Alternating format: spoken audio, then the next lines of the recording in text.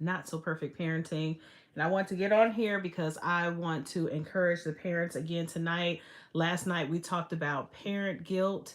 And tonight we're going to talk a little bit about that. But we're also going to talk about uh, when you have kids who are not going the way you want them to go. And we don't always talk about the parent. We forget sometimes that parents have feelings too.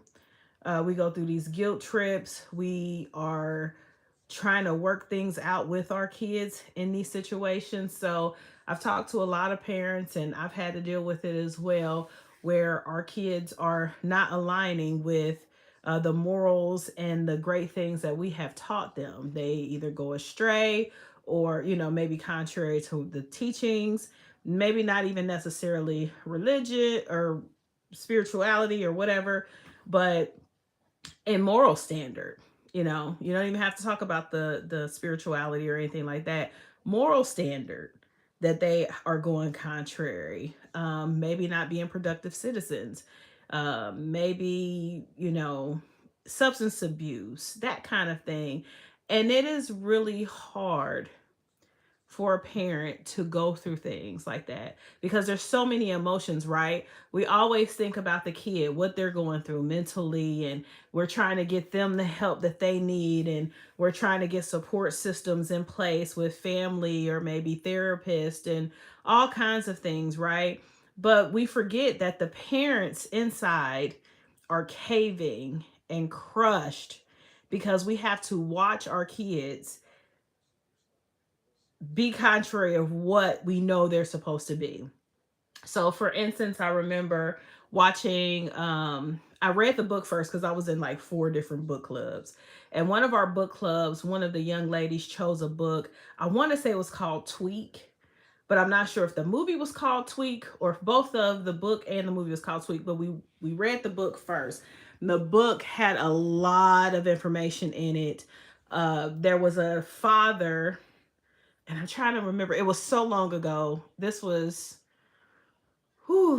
some years ago when I read this book. So I have to think about it, but I think it was called Tweak, or his version of the book might have been called Tweak. I have to look at it. But if his version, the boy who went through the addiction, if his version was called Tweak, then his dad made a version too. He made a book and he made a movie.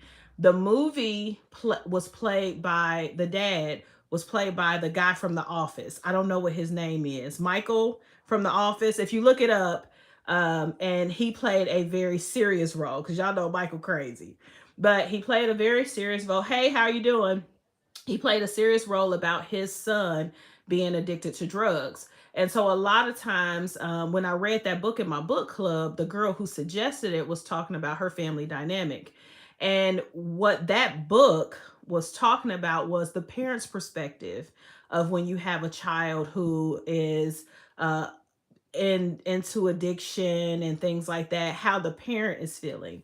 So with his part of the book, he was talking about how he remember his son being young and him teaching him things, and all of a sudden he gets this child pretty much grown. I think he started when he was grown, but he starts using drugs and he became a totally different person. Even in this book, it talks about how the boy was stealing from them. And the book was just, it's been a long time since I read it. I'll probably go back and read it again. But if you're not a big reader, or avid reader, then you can go and watch the movie. And it's from a parent's perspective. And what I learned from that is parents are going through turmoil too. I'll tell a little secret about myself. I was not the best kid as a teenager. I was good pretty much through adolescence, I guess that's what you would call it, and then somewhat of my teen years, and then all of a sudden I kind of started to stray a little bit. My attitude got rough, and then I had this entitlement, and I was bucking up to authority and things like that. And I remember when I had ran away, and I had forgot some of the things that had happened. Until I had to go and get some documentation, and I read that I was gone, I think for like 4 months at that time, and I was reading things and I started thinking like, Lord, what was my dad going through and thinking he could not find me? I was gone for 4 months in that documentation.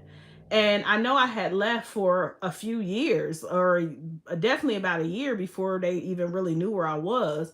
And I was thinking, like, what was he thinking?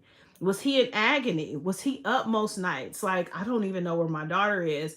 And kids don't often think, because I probably wasn't even thinking, like, oh, my dad is in agony because he doesn't know where his daughter is. And most kids don't think that way.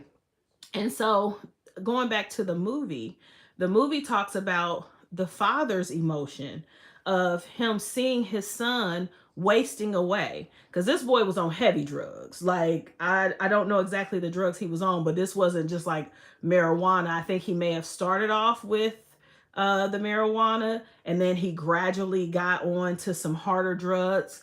But his version of the book is called Tweak, and then you can read his version. I haven't read his version yet, but I am. And then the father's version, I can't remember, but it's his perspective. And I believe his father had got remarried, so the stepmother even had to live through this turmoil trying to keep their house together. And I think they had a younger kid, so they trying to keep him under wraps and keep the younger kids safe, and just all kind. I mean, it was mental anguish. It was very sad. And nobody talks about how the parent feels when you have to go through these things. Your kids run away and you have no idea where they are. Your kids become on drugs and you have no idea how to help them because they become totally different people.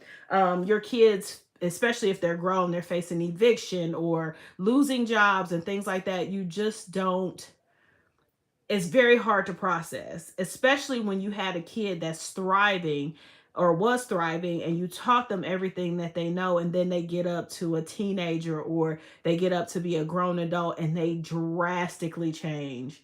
Um, it's very sad, to see things like that. But we don't talk about the parents' feelings. We don't talk about how emotionally drained we become because we're trying to help our kids to the best of our ability, and they could be on drugs, stealing stuff out of our house. You see them, they look like the neighborhood crackhead. I just wanted to get on here and encourage parents who are going through something like that. We see you, and I am praying for you. It is not easy to go through and see your kids in such turmoil. It is not easy to see your kids be contrary to what you know they are supposed to be. It's not easy to wake up and your kid is gone and you have no idea where they are because they ran away. And you have no idea why they even ran away. So I'm praying for you all tonight. I'm going to read a couple scriptures on my own because it's kind of over time, and I'm praying for you all. And I see you. I love you. I'm praying that things get back together with for you and your family, that things kind of come around. I'm praying that God gives you a supernatural plan to help your family and to bring you all back into unity. So I am Regina Long with Not So Perfect Parenting.